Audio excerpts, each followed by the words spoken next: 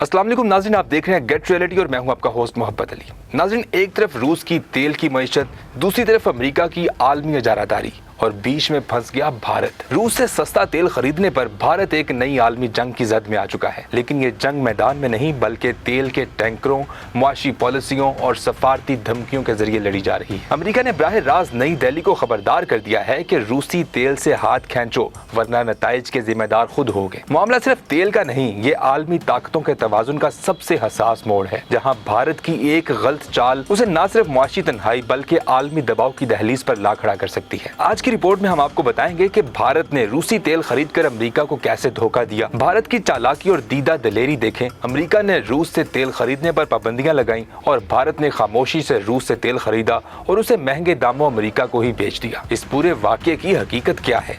America को इस पर इतना गुस्सा क्यों है? और क्या भारत अब अगला हदफ बनने जा रहा है? ये सिर्फ एक खबर नहीं, ये अगले आलमी ब्लॉक की पेशगोई है। जब रूस ने यूक्रेन पर हमला किया तो अमेरिका और यूरोपीय यूनियन ने रूस पर सख्त मुआशी पाबंदियां लगा दी, खास तौर पर इसके तेल और गैस के शोबे पर। लेकिन रूस ने मशरिक की तरफ देखा और भारत ने बाजू खोल दिए। भारत ने रूस से सस्ता खाम तेल खरीदना शुरू कर दिया और ये मामूली खरीदारी नहीं थी।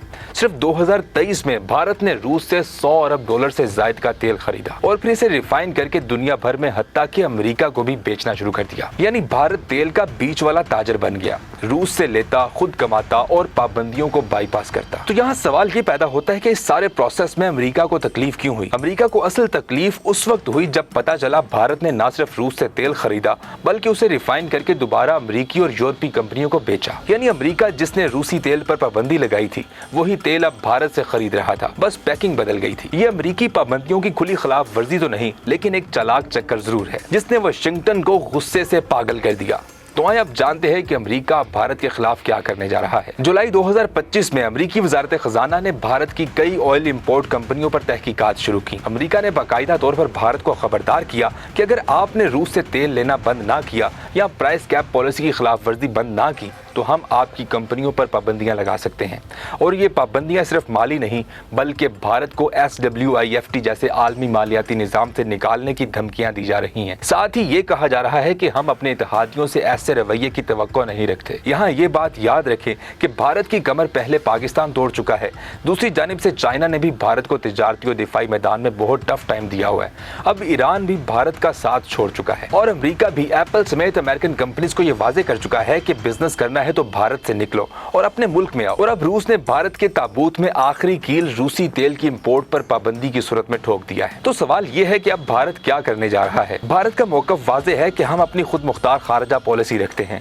रूस हमारा पुराना दोस्त है और हमें जो सस्ता मिलेगा हम वही खरीदेंगे। भारत ने अमेरिका की प्राइस कैप पॉलिसी मानने से इनकार किया है क्योंकि भारत G7 का हिस्सा नहीं।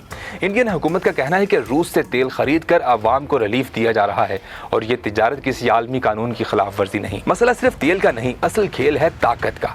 अमेरिका चाहता है कि दुनिया उसके बनाए हुए असूलों पर चले, चाहे वो G7 हो, नेटो हो या प्राइस कैप। अगर अमेरिका वाकई भारतीय कंपनियों पर पाबंदियां लगा देता है तो इसके असरात पूरे एशिया में महसूस किए जाएंगे।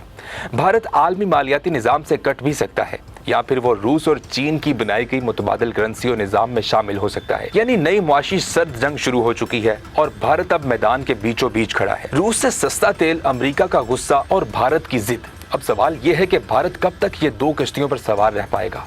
क्या वो अमेरिका के साथ रहकर रूस से ताल्लुक तोड़ेगा या रूस के साथ खड़ा होकर अमेरिका की मुआशी तलवार का सामना करेगा? फैसला जल्द होना है और इस फैसले से दुनिया का जोग्राफिया बदल सकता है। नाज़रीन, यकीनन आज की वीडियो आपके लिए काफ़ी इन्फॉर्मेटिव साबित हुई होगी। तो अगर वीडियो पसंद आई हो तो वीडियो को एक लाइक ज़रूर देते जाइएगा। चैनल को सब्सक्राइब और शेयर करना बिल्कुल मत भूलिएगा। दोबारा हाजिर होंगे किसी नई वीडियो के साथ। तब तक अपना और अपने प्यारों का बहुत सारा ख्याल रखें। अल्लाह निगहबान।